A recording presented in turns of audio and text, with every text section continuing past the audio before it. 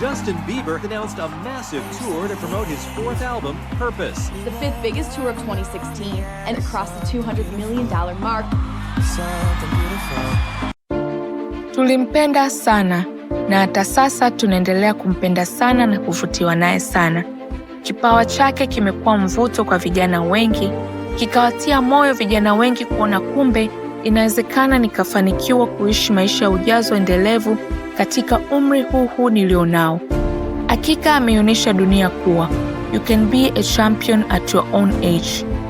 Hapo ulipo unaweza kuwa mshindi, unaweza kuwa mkuu, tena mkuu usiye na majuto ya kukosa pumziko ndani yako, mkuu katika pumziko hasa.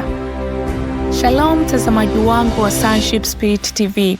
Asante kwa kuwa pamoja nasi katika kipindi kilichopita katika makala hizi za Kitabuni Kuna Kitabu, ambapo tulimwangalia balozi wa ufalme wa Mungu Denzel I.S. Washington.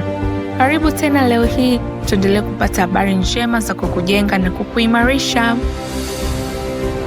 Despite having everything, fame, money, cars, and every kind of worldly success, I felt broken and empty. I felt lonely and unfulfilled. But Jesus found me. He changed my life. He changed my direction. His unconditional love and forgiveness rescued me from a dark place.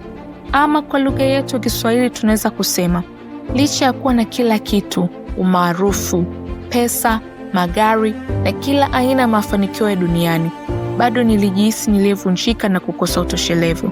Nilijihisi mpweke na mtu asiyekamilika. Lakini Yesu Kristo alinifuata na kunipata, akabadili maisha yangu. Amebadili mwelekeo wangu.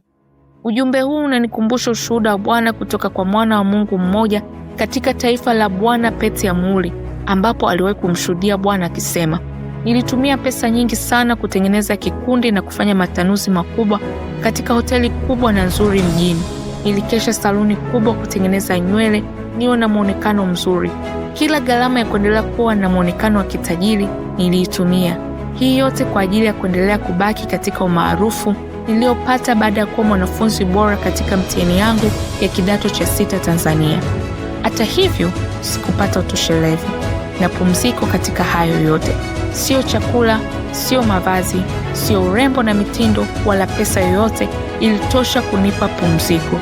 Mpaka nilipokutana na upendo wa Mungu, ndipo nilipoweza kutulia na maisha yangu yakabadilika. Ama kwa hakika, utoshelevu sio umaarufu.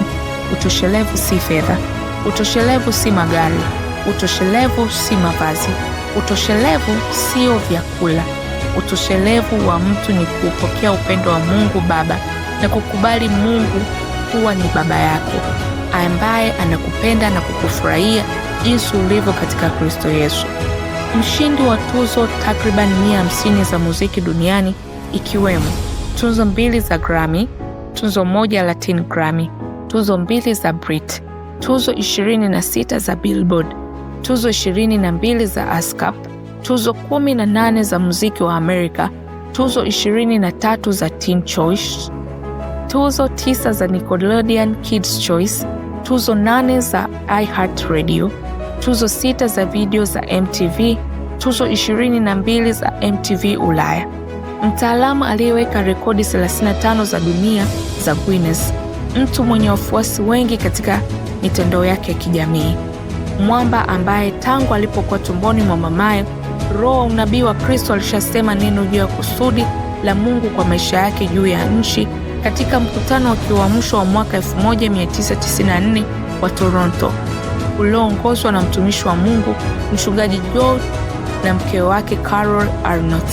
Katika mkutano huo, roho wa unabii wa Kristo alizungumza kwa kinywa cha mchungaji na kumwambia mama yake mwamba huyo kuwa utazaa uamsho, umebeba kibebeo cha uamsho kwa vijana.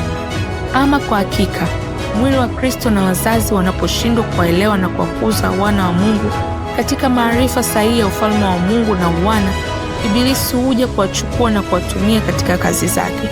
Ndivyo ilivyokuwa kwa mwamba huyu. Dunia ilimchukua, dunia ikamtumia, dunia ikampa umaarufu, ikampa fedha, hata na mali pia kwa masharti magumu. Hata hivyo, vyote hivyo havikumpa raha bali mateso na karaha. Leo hii Kristo amemrejesha tena ndani ya ufalme wa Mungu. Anaufurahia upendo usio na masharti wa Mungu Baba na neema zake katika Kristo Yesu. Na kwa ufahamu huo, anaendelea kutumia majukwaa yake ya mitandao ya kijamii kumhubiri Kristo, upendo wake na neema ya Kristo ilivyoweza kumsamehe dhambi. Huyu si mwingine bali ni Justin Jeremy Bieber. Wewe ulifahamu lini Justin Bieber? Karibu tushirikishe katika comment section yetu. Ulikuwa nami msimulizi wako Nila Tony katika makala hii ya Kitabuni Kuna Kitabu iliyoandaliwa na mchungaji Erne Mbala hapa Sonship Spirit TV, jicho la Mungu duniani pote. Tukutane tena wiki ijayo. Bye.